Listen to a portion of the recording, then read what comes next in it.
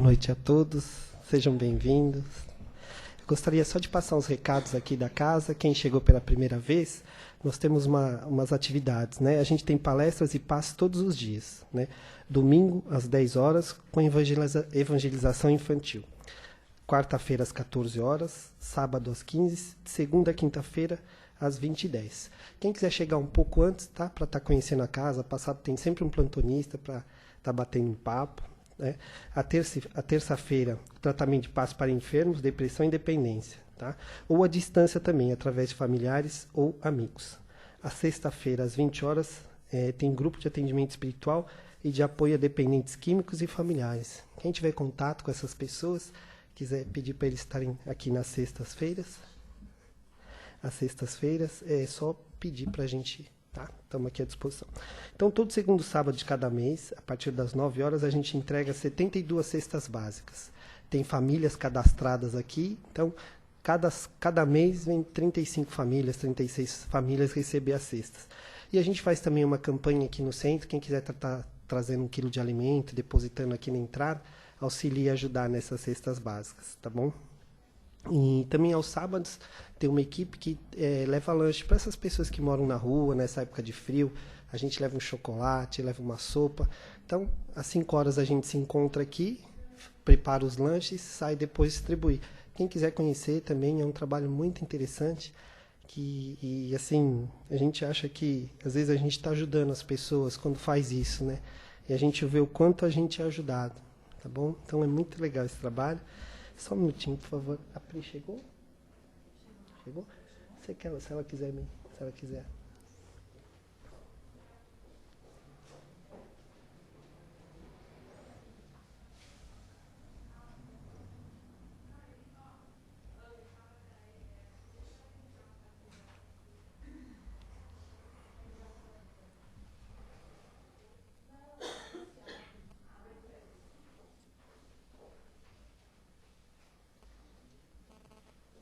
Pri faz? Quer continuar, Pri? Não. Só estava dando os recados. A Priscila assume daqui, gente. Só estava dando os recadinhos, tá bom? Boa noite. Pri, Roberto está aqui, o tema está aqui. Já tem.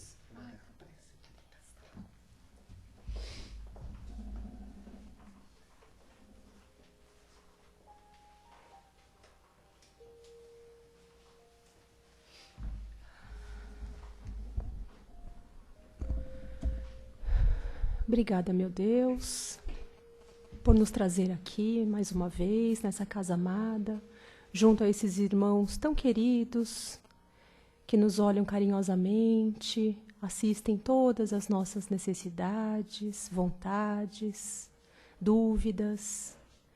Que estejamos aqui com o coração aberto para aprender mais um pouquinho, Pai, do que esses irmãos têm a nos presentear, o Teu Evangelho tão precioso para as nossas existências, e que estejamos aqui presentes e convictos da necessidade da prática do bem, das Tuas lições de amor, que nós possamos nos envolver na Tua luz de paz, tranquilidade, aproveitando ao máximo, Pai, esses minutos tão preciosos que aqui teremos. Que assim seja.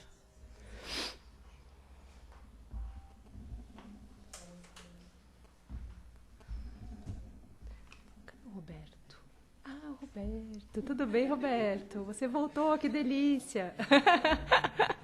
O Roberto vai fazer a palestra para a gente vai falar sobre a parábola do bom samaritano, né, Roberto? Isso aí, seja bem-vindo, obrigada.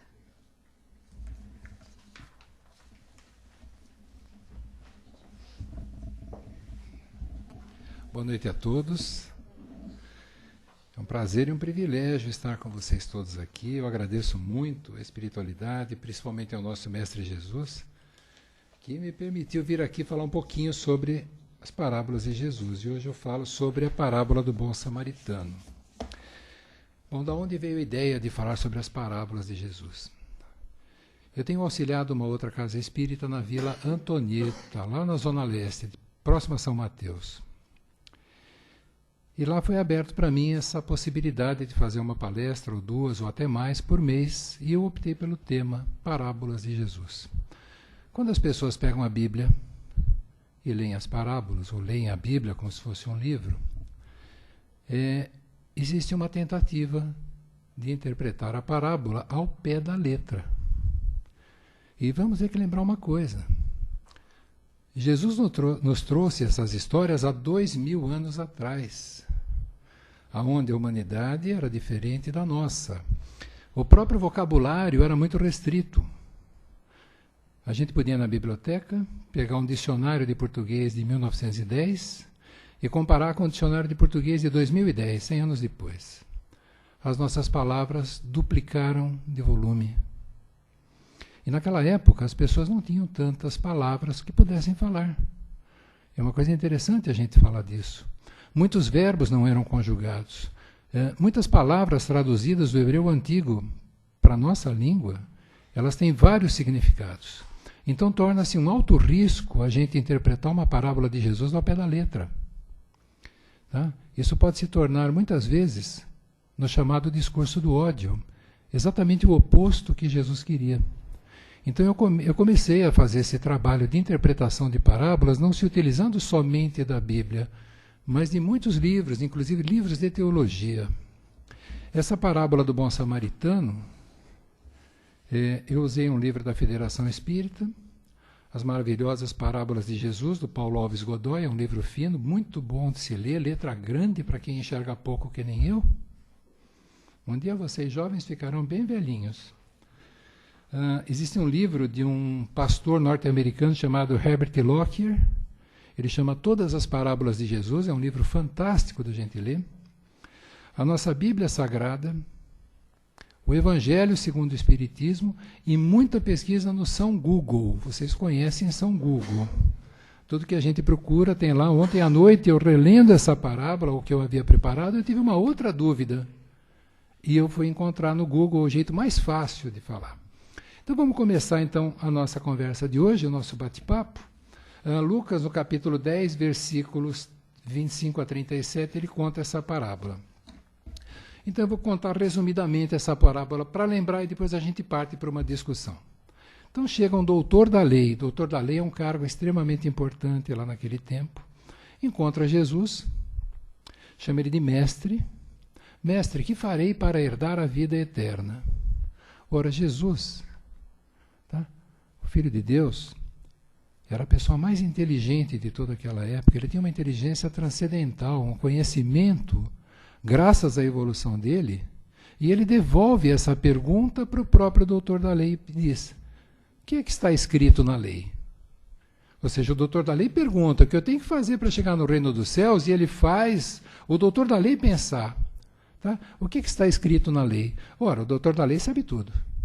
E diz: amarás ao Senhor teu Deus de todo o coração e de toda a tua alma e de todas as tuas forças e de todo o teu entendimento, e ao teu próximo como a ti mesmo.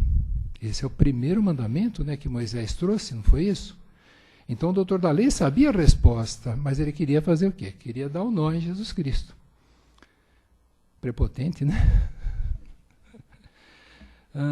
Jesus volta e fala: você respondeu muito bem. Faça isso e você viverá eternamente. Mas o doutor da lei pergunta para Jesus: e quem é o meu próximo? Essa pergunta nós vamos martelar até o final da nossa conversa. Essa é a chave de toda esta parábola.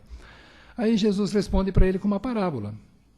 Jesus conta para ele: olha, vinha um homem de Jerusalém para Jericó, naquela estrada, e ele caiu na mão dos salteadores. Ele foi roubado, apanhou, ficou ferido, ficou desacordado, roubaram tudo que ele tinha, dinheiro, o cavalo, tudo que ele tinha, e roubaram-lhe as roupas. Deixaram o homem semi-morto, jogado lá no chão, esperando a morte. E descia pelo mesmo caminho um sacerdote. O sacerdote olha, vê o viajante caído e continua o caminho. O sacerdote não fez nada por ele. Em seguida chega um levita. Depois nós vamos explicar cada termo que a gente está falando. O levita passa, faz de conta que não está vendo nada e continua o caminho. E chega o tal do samaritano. O samaritano para, olha, fica acometido de um tremendo sentimento de compaixão. Chega ao pé da vítima, faz os curativos nele com azeite e vinho, coloca no animal dele e vai a pé para uma estalagem. Chega lá para o dono da estalagem e fala, cuide dele. Eu vou continuar a minha viagem, aqui tem 2 dinheiros, quando eu voltar eu pago a diferença se precisar. E aí Jesus volta para o doutor da lei e devolve para ele uma outra pergunta. Depois dessa conversa, quem você acha que foi misericordioso? Quem acha que foi o próximo? E o doutor da lei fala, né? O próximo foi o samaritano, né?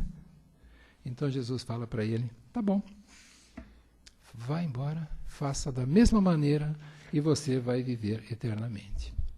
Então Jesus, com uma parábola, ele consegue traduzir e mostrar algumas coisas que, se a gente não parar para estudar essa parábola, vai ficar uma coisa muito simples.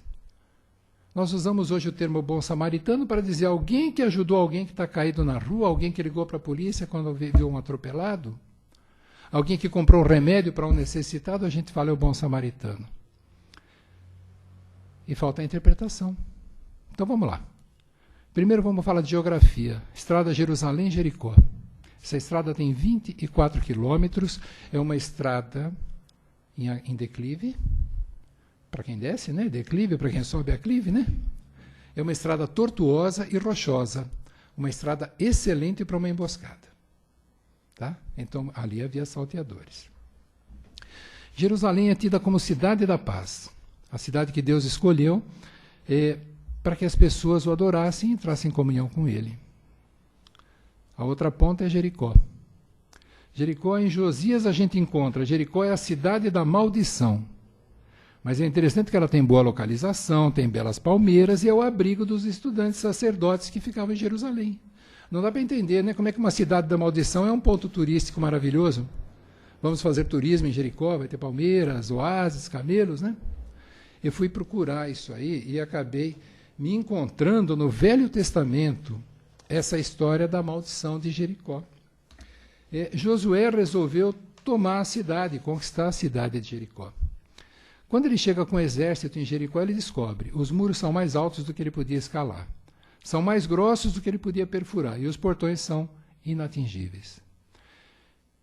Desce o anjo do Senhor, isso no Velho Testamento, tá? Vamos lembrar que Jesus Cristo é o divisor das águas entre o Velho e o Novo Testamento. Tá? Desce o anjo de Deus e diz para Josué como é que ele vai conquistar a cidade. Em 7 dias, Josué deu 7 voltas na cidade, segundo a Bíblia. Eles param em frente e começam a tocar trombetas, cantar e gritar. E a cidade desmorona. Então Josué conquistou a cidade. Depois eu vou tentar descobrir o que ele queria com essa cidade, porque o texto que eu encontrei ontem às 11 horas da noite não dizia isso. Mas Josué amaldiçoou essa cidade. E ele diz, quem reerguer esta cidade vai reerguer ela em cima da sepultura do primogênito. E na hora que colocar o portão, vai colocar o portão em cima da sepultura do filho mais novo. Então Josué amaldiçoou aquela coisa de uma tal maneira. Aliás, o Velho Testamento ele é fantástico em termos de maldições, de mortes, assassinatos, esse tipo de coisa. Por isso que eu falo, Jesus é o divisor das águas. E a cidade continuou dessa maneira. Até que um cidadão chamado Reiel, de uma cidade chamada Bételem, que eu também não fui procurar onde é que fica, mas é próxima, ele reergueu a cidade. O filho mais velho dele morreu quando ele começou a reerguer a cidade, o filho mais novo dele morreu quando ele botou o portão na cidade. E essa cidade amaldiçoada tinha água ruim, salgada, água podre, nada crescia, e de repente os homens que moravam em Jericó foram procurar o profeta Eliseu e pediram para ele acabar com essa maldição, e Eliseu realmente encerrou essa maldição. E a cidade começou a conhecer a prosperidade. Então a gente encontra em Reis, né? Assim diz o Senhor, sararei a estas águas e não haverá nelas mais morte nem esterilidade. Então por isso Jericó é chamada a cidade da maldição, e isso ficou durante séculos e séculos com esse nome. Bom, vamos falar um pouquinho por que tinha tanto ladrão nessa cidade. Na época, toda essa região era dominada pelo Império Romano. O Império Romano estava ruim financeiramente. Herodes, governador de lá na época, demitiu 40.000 trabalhadores do templo que passaram a não ter o que fazer. Se não tem o que fazer e tem desemprego, aumenta a criminalidade. Então eles começaram a frequentar a estrada Jericó-Jerusalém, fazendo emboscadas e roubando. E os personagens nossos? Primeiro, os dois que estão conversando. Jesus Cristo dispensa apresentações, todo mundo conhece. Ele deveria morar nos nossos corações. Não é isso? O doutor da lei. O doutor da lei é um sacerdote que teoricamente conhecia todas as leis, principalmente o mandamento de amar a Deus e ao próximo. O viajante. Cristo não especifica quem era esse homem. Com certeza existiu esse homem lá. Com certeza, os historiadores admitem que esse fato aconteceu e Cristo, tomando conhecimento dele, foi lá e usou esse homem, essa vítima, dentro desta parábola. O que a gente sabe é que ele não era nem sacerdote e nem levita. Os salteadores tinham pavor de mexer com sacerdotes e com levitas. Eles não encostavam, pelo medo que o cargo colocava. Esse assalto, muito provavelmente os ladrões conheciam o viajante, porque montaram uma emboscada. E montaram uma emboscada e queriam que ele morresse. Não era um simples assalto. Então, muito provavelmente, ele era conhecido. Tá? O sacerdote. Quem era o sacerdote? Esse sacerdote, muito provavelmente, tinha terminado o turno de serviço dele no templo. É bem diferente a gente falar em templo daquela época da igreja de hoje. Completamente diferente. A igreja em Jerusalém tinha 12.000 servidores. É muita gente. Ele passou. Ele tinha o conhecimento das leis de Jesus, principalmente a primeira, que ele era obrigado a guardar, e não fez nada. Imagina que ele pode ter feito sim alguma coisa. Ele pode ter rezado. Pedido para que Deus intercedesse e ajudasse aquela vítima caída no chão. Mas ele continuou, porque o horário dele encerrou. Ele era o chamado funcionário do templo. Funcionário público, de lá. A gente tem que lembrar que, às vezes, essas coisas nos acontecem, a gente tem tantas boas oportunidades e elas ficam encobertas por acontecimentos que a gente não imagina. Aqui, o nosso sacerdote, quando ele viu o mercador caído no chão, ele não conseguiu enxergar a possibilidade de ajudá-lo, de exercer a misericórdia. Ele, segundo Êxodos, lá no Êxodos, capítulo 23, o sacerdote é um servo da lei. Ele é obrigado a agir com misericórdia até por um animal. Então existe uma determinação lá atrás, lá no Êxodos, quando Moisés tira o povo judeu do Egito. Mas ele, quando foi embora do templo, ele deixou Deus no templo e foi sozinho. Ele esqueceu a misericórdia dentro do templo, guardou dentro do bolso e foi embora. O levita. O levita era uma pessoa da mesma tribo do sacerdote, descendentes de Levi, mas de um ramo inferior. Um levita não podia ser sacerdote. Eles eram servos do templo, ministro de adoração, intérpretes da lei.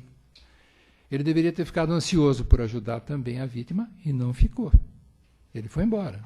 O sacerdote passou aqui e não fez nada, quem sou eu para passar? Ou seja, esses dois personagens dessa peça de teatro montada, tinham por obrigação que socorrer o mercador. Porque era o trabalho deles no templo, ensinar a fé, ensinar a obediência às leis de Deus. E passou por cima. O bom samaritano. O samaritano é um viajante de uma cidade chamada Samaria, que fica a 56 quilômetros de Jerusalém. Samaritanos não eram puros em termos raciais. Eles eram descendentes de casamentos de judeus ou judias com os gentios, com as pessoas da terra. Ou seja, eram judeus casados com não-judeus, eram os descendentes. De um lado, os judeus odiavam os samaritanos, porque eles não eram puros.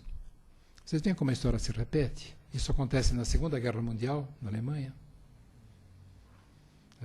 Então eles queriam, inclusive, se pudesse matar todos os samaritanos, matariam. Por outro lado, os samaritanos também não gostavam de judeus, porque eles eram deixados de lado. Eles eram menosprezados, humilhados, desprezados. Eles não tinham, dentro de toda a lei do Estado judeu, os mesmos direitos que os judeus tinham. Então, os samaritanos também não gostavam deles. Agora, é muito interessante que o samaritano, nessa história de Jesus, nessa parábola, é quem vai socorrer o viajante que está ferido. Tá? E quando Jesus pergunta, né, para o doutor da lei, quem realmente é o próximo? Quem realmente usou de misericórdia? Quando o doutor da lei trava. O doutor da lei jamais ia imaginar que Jesus, que era um judeu, fosse colocar nessa parábola, nessa história, nesse conto, que quem realmente usou de misericórdia não era judeu. Não era o doutor da lei. Não era o sacerdote, não era o levita.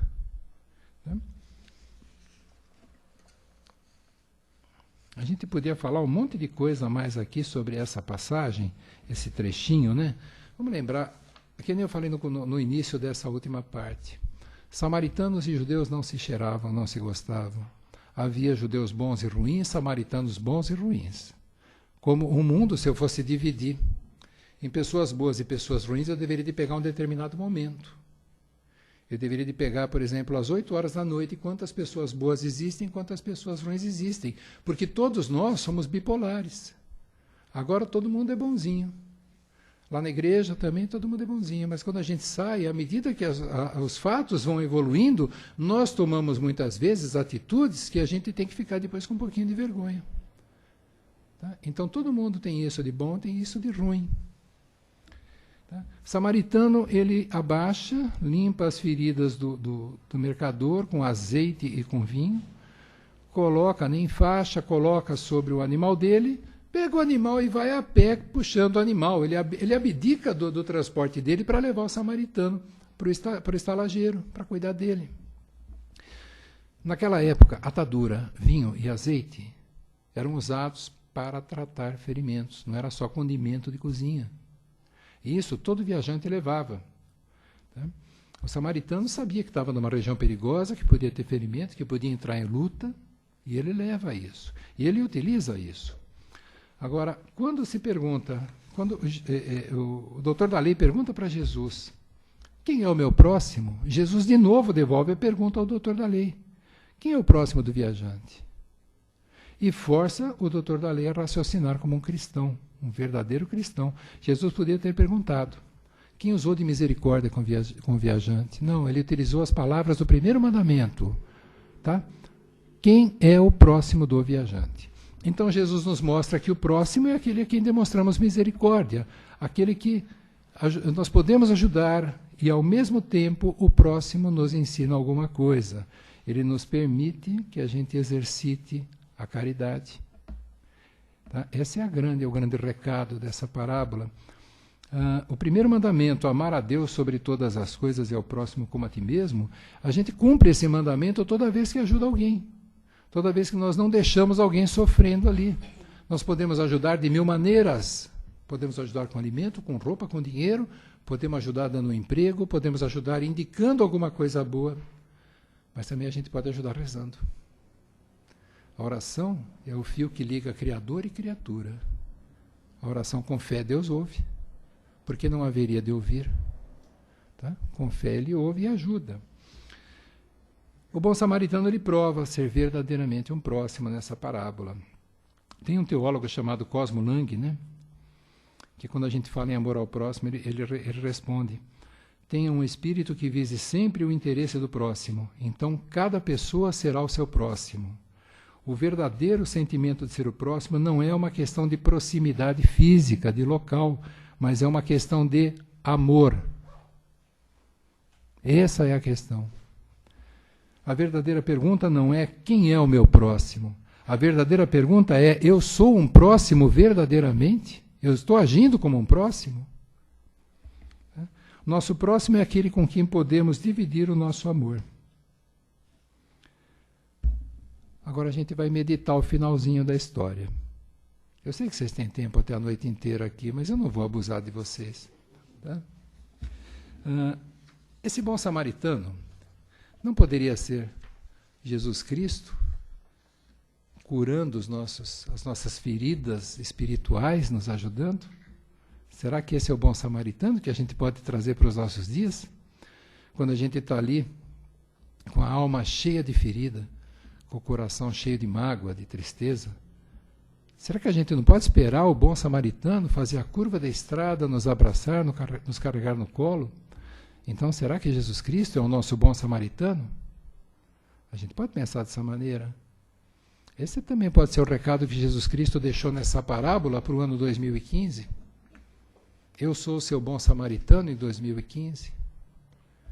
Tá? Se você me aceitar, se você usar as minhas 2 únicas leis que eu trouxe à Terra, eu posso ser o bom samaritano que cura as suas feridas, as feridas da alma. Tá? Eu curo as suas feridas com amor, com dedicação, com fraternidade, com caridade. Será que você pode ser o bom samaritano do seu próximo? Será que você pode usar um pouco desse amor que tem que transbordar, esse amor incondicional? Distribuir esse amor na forma de bênçãos? Será que eu não posso abraçar o meu irmão? Transmitir a ele essa bondade toda que Jesus nos ensinou? Será que o nosso próximo não poderia ser Deus, nos enviando com a sua misericórdia um Salvador chamado Jesus Cristo, e de repente a gente ali caído? Quem daqui já não se sentiu a última das pessoas do mundo em casa? Quantas vezes a gente recebe notícias tão ruins, quantas vezes a gente é ferido de morte na nossa alma, quantas vezes as pessoas que a gente mais confia nos passam para trás? E Jesus Cristo vem e nos dá um remédio chamado amor, chamado perdão incondicional, chamado reze, seja melhor do que você é. Quando Jesus nos fala, quando você levar um tapa no rosto, dê a outra face, o que ele está tentando dizer para nós? Ele está tentando dizer, não reaja, não seja tão ruim quanto quem lhe agrediu. Tá? Devolva a quem lhe agrediu esse amor incondicional, devolva o perdão. Perdão é esquecimento. Isso aí está tudo embutido na parábola do bom samaritano. Essa é a grande questão dessa parábola. Agora é a nossa posição. E a pergunta, né? A gente tem que ser o bom samaritano nas nossas vidas.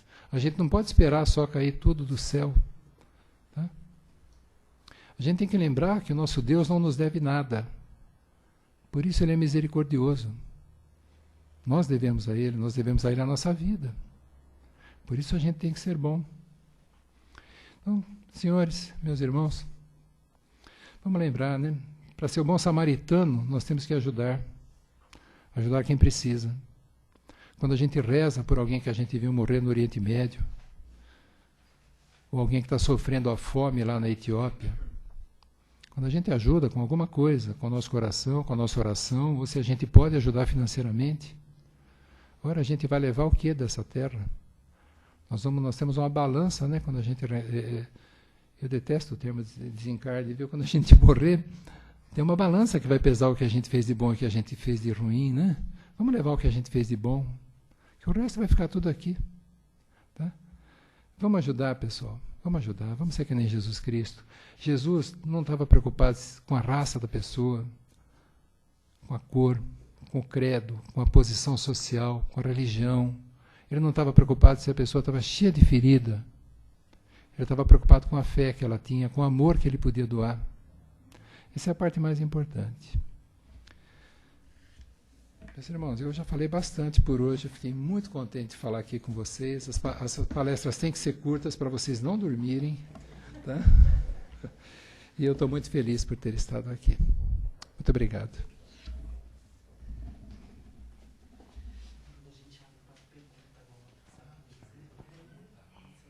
Comentário. Provinha final. Agora é prova final para ver se eu estudei mesmo, né? Alguém, gente, fazer um comentário, uma pergunta? Não? Já vem aqui, Júlia. Por uma referência que o senhor deu, quando se trata de amar ao próximo, é só a nossa espécie? Não, de maneira alguma. Vida. Você vê lá em Êxodos, né, que o sacerdote ele tem que ter respeito até com os animais, né? Todos nós viemos do mesmo pai espiritual, da mesma energia. Se a gente estudar para valer a Gênese, nós vamos ver que a gente já passou até pelo estágio de pedra, né? Então, todos têm que ser amados, todos. Não comidos, né? Tem uma frase que diz, né, se você ama uns, por que comer os outros, né? Parabéns, tá? Parabéns, tá? É uma conquista, olha. Doutor Roberto, o caso desses povos esses povos já milenares, né? No caso dos fariseus, os saduceus, nós que podemos fazer uma associação hoje com os palestinos e os judeus. Nós sabemos que a vida é de ajustes, né? O crescimento tem que ser moral, espiritual. E a briga entre essa gente já vem se arrastando por tanto tempo. Os egípcios, nós sabemos que eles também têm muita conta para acertar, né? Ou se já acertaram, não sei. Mas vemos a história toda envolve esses povos, né? Da antiguidade. E nós sabemos que a lei de causa e efeito nos leva aos acertos, aos ajustes para o crescimento, né?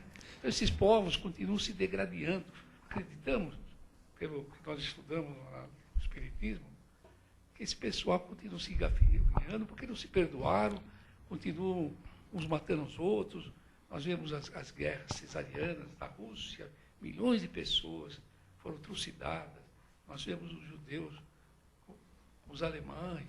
Então, é uma guerra que não acaba mais. Não vai acabar tão já. O nosso planeta ele encontra-se hoje na fase de expiação, né? Até ele entrar em regeneração vai levar um tempinho. A história se repete, exatamente pela lei da causa e efeito. O processo reencarnatório é extremamente justo. Populações inteiras renascem para tentar fazer o ajuste, mas nem sempre elas aprendem e vão fazer a sua guerra. Existem os resgates coletivos. São grupos de pessoas que cometeram a mesma coisa. Então, essas gerações elas vão continuar existindo. Todas essas guerras, elas pegam Jesus Cristo, colocam de lado. Tá? O Evangelho, eu falei no começo, se ele for lido ao pé da letra, ele é o discurso do ódio. E o que acontece nessas guerras religiosas que a gente está tendo no mundo todo, tá? É exatamente um Evangelho lido desta maneira. Se nós olharmos toda a história do Oriente Médio, todas as guerras estão relacionadas ao poder. E um poder conquistado às custas de um evangelho mal lido e mal interpretado. Alguém daqui já teve a oportunidade de ler o Corão, ou de pegar esse Corão, que o Corão é vamos dizer, a Bíblia, entre aspas, dos muçulmanos, ou o Torá, que é a interpretação do Velho Testamento para os judeus. O Corão é uma coisa fantástica. Ele é a doutrina do amor. Mas ele pode ser interpretado também ao pé da letra e ver essa doutrina que a gente está vendo. No dia 11 de setembro, quando as Torres Gêmeas foram atacadas, eu estava de plantão num pronto-socorro lá em Guarulhos, e o colega meu de plantão era um muçulmano. Para variar, todo muçulmano que eu conheço se chama Mohamed. É engraçado, né? Todos eles são Mohamed. Mohamed é enviado de Deus, tá? Ele vibrava. Eu nunca vi alguém vibrar tanto como ele. Eu passando mal de ver aqueles prédios explodindo. E eu falei para ele, mas tem creches nesses prédios. E ele me disse, são filhos dos demônios. Então, infelizmente, acontece dessa maneira. É uma doutrina de poder. E o Evangelho, se ele for olhado ao pé da letra, ele é a doutrina do poder. A doutrina do poder pelo medo. Jesus Cristo, ele criou uma igreja fantástica, enorme, cheia de amor. Essa igreja não tem lugar físico. Essa igreja é o coração dos homens. E, de repente, a tradução dos evangelhos foi feita criando uma igreja. Pedro, tu serás a pedra angular da minha igreja. Que igreja? Qual é o significado da palavra igreja na tradução? Morada de Deus. A morada de Deus tem que ser o coração dos homens, não tem que ser um templo. Então, realmente, tudo que o senhor falou continua acontecendo. A humanidade nasceu em guerra e vai continuar em guerra. E isso não é só nos povos da Ásia, da Europa, da América. A África, entre séculos XVI e XIX, viveu a maior guerra civil jamais vista. E ninguém se preocupou com ela. Nenhum europeu entrava na África para capturar negros e vender como escravos. Eles compravam negros capturados por outras tribos. Compravam. A África não era uma coisa de tribo de maluco, de doido. A África tinha impérios. No Brasil chegaram escravos alfabetizados, que falavam árabe fluentemente, conheciam o Corão de ponta a ponta e foram capturados e vendidos. Então se instalou uma guerra civil a troco do quê? De poder. Hoje, a guerra civil no Oriente é o poder em nome de Deus, mas Deus não quer esse tipo de poder. Deus não precisa disso. Deus é onipotente. Ele não precisa que se implante uma doutrina com base na espada, que é o que tem acontecido. Não existe guerra que não busque o poder, a riqueza. Tá? E o ser humano, ele não significa absolutamente nada para esses líderes, que estão extremamente obsidiados. Tá? Então, por trás de todas as religiões, se fala aqui, os interesses, né, das pessoas. Sempre existe, eu não diria... Nós vimos na África, como o senhor falou, aqueles ditadores mataram milhões de pessoas ali. Né? Antes do fanatismo, existe a dominação. Chama-se a dominação pelo medo. Ou o senhor é bom, ou vai morrer e vai para o inferno. E vai queimar eternamente. 2 semanas atrás eu falei sobre isso aqui. Será que Deus seria justo se ele colocasse uma mãe bondosa no céu e o filho bandidinho queimando eternamente no fogo do inferno? Essa mãe estaria feliz? Não. Então a doutrina do medo que as religiões apresentam é o que torna as pessoas fanáticas. É o fanatismo pelo medo. Hitler fez isso na Segunda Guerra com toda a população alemã. E a população alemã se conscientizou que ela tinha que acabar com todos os negros, todos os judeus, todos os homossexuais, todos os aleijados, todos os deficientes. Ele não mandou para a Câmara de Gás só judeus. Ele mandou tudo que não interessava para o Estado alemão. Tá? E isso continua. Infelizmente continua. Temos na Inquisição também, uma coisa terrível. Né? Sim. Então é isso. Infelizmente. Queremos crer que esse pessoal vai comandar ou vão ser chamados a viver num planeta especialmente para eles. Nós somos hoje um planeta de provas e expiações. Então vamos recordar rapidinho, eu tenho tempo ainda? Recordando rapidinho, mundos primitivos, aonde a vida começa, provas e expiações, que é o estágio que nós estamos, e vão me perguntar se nós estamos mudando para um mundo de regeneração, por que há tanta maldade? Porque Deus é tão misericordioso, tão bom, que Ele pegou tudo que não presta, que está na crosta, toda a espiritualidade, que fez tudo que não tinha cabimento fazer, e disse, vocês têm a última chance. Vocês vão renascer na Terra, no planeta que vocês só aprontaram, e vocês vão ter a chance de provar que vocês são merecedores do nome de filhos de Deus, senão vocês vão voltar para o mundo primitivo. Por isso que não tem bandido velho. Eles têm uma chance. Eles perderam a chance e vão morrer. Eles vão desencarnar. Aí eu vou falar com força, desencarnar. E eles não vão nascer mais nesse planeta. Eles vão nascer no mundo primitivo. Um livro muito bom para ser lido, Os Exilados de Capela. A colônia Capela é uma colônia na estrela Sírius, onde ela muda de provas e expiações para regeneração, e esses espíritos que eram ruins vieram para a Terra. E é incrível como eles ajudaram o nosso planeta a se desenvolver. Eles nasceram com uma inteligência muito maior, muito mais aguçada do que os nativos do planeta.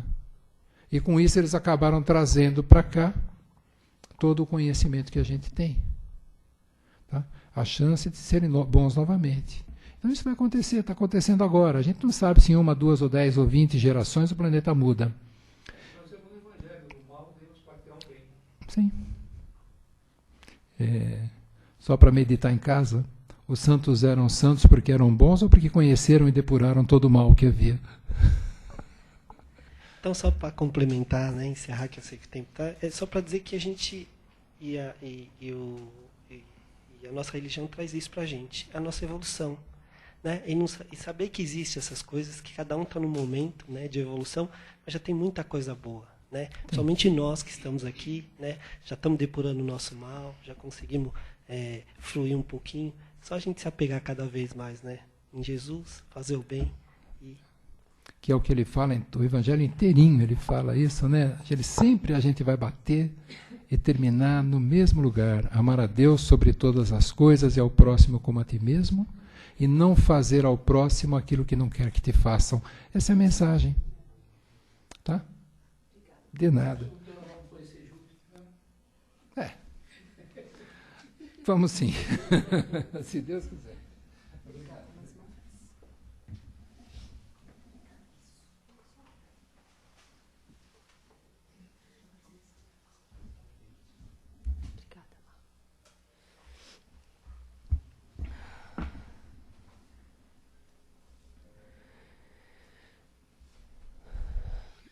Só temos a agradecer, Pai amado, Jesus, nosso Mestre, nosso irmão, de bondade, perfeição, misericórdia.